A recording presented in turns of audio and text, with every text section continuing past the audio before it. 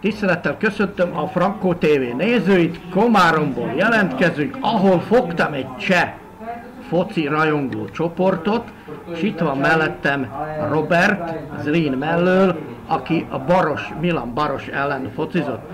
Takže, Roberte, jak se to stalo, že proti sobě nastoupil Robert a Milan Baroš?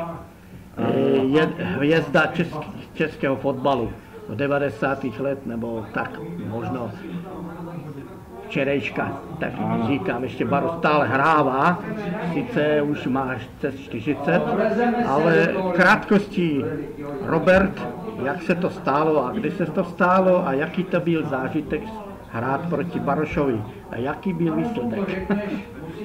Tak Milan, jak vlastně asi všichni víte, v době, kdy ukončil profesionální kariéru v Baníku Ostrava, tak se přestěhoval nebo začal hrát za svůj rodný tým za Vigantice, který je ve Zlínském kraji a který hraje první A třídu proti mému týmu. Já už taky momentálně jsem bývalý hráč, ale ještě to bylo myslím 3 roky zpátky, kdy jsme proti sobě nastoupili a Milan začal za ně hrát. Byl to velký zážitek, přišlo hodně lidí, myslím si, že přišlo tak 700-800 lidí na naši první A třídu a hráli jsme 4-3, bohužel nám Milan dal 3 góly, myslím, takže... Tak to byl super, protože já jsem asi 32 let profesionální novinář. Chvílečku to jakože přeložím to do maďarčiny, co si řekl, ale už předtím, když položím ti druhou otázku, tak to nějak spolu.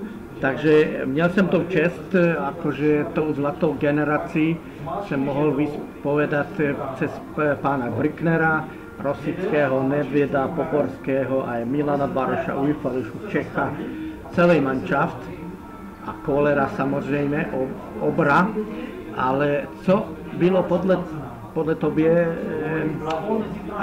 asi klíčem té generace, protože ty by měli vyhrát mistrovství.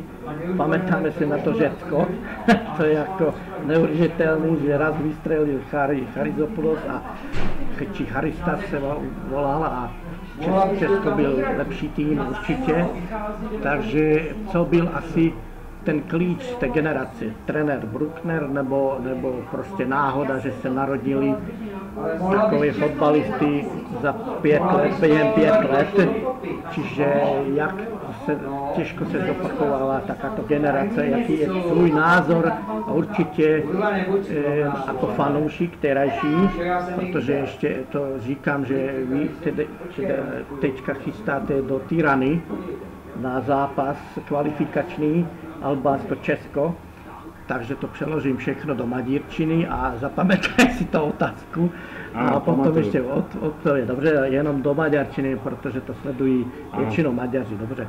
No tehát itt Peter arról beszélt, hogy ugye 3 évvel ezelőtt, mikor Milan Baroš még a szülőfalujában, Viganticén, az Zlín melletti Viganticén focizott, akkor ő ellenfélként játszott Baroš ellen, és hát természetesen ez egy óriási élmény volt, mert annyi néző sose volt még abban a faluban, és hát a Baroš még akkor is egy világklasszis focista volt, és hát 3 gólt lőtt nekik és kikaptak, de ettől függetlenül óriási élmény volt ugye Barossal játszani.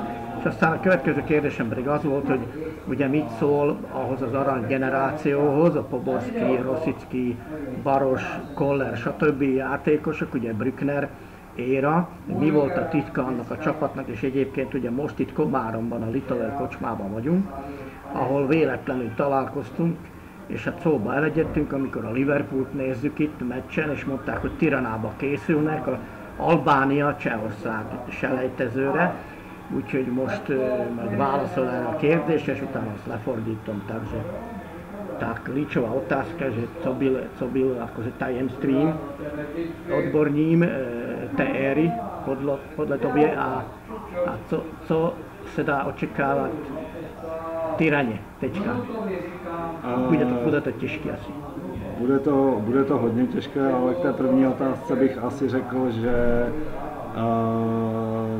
hlavní, ano, byl to pan Brickner, ale hlavní, byl tam dobrý týmový duch a výborní hráči na všech postech.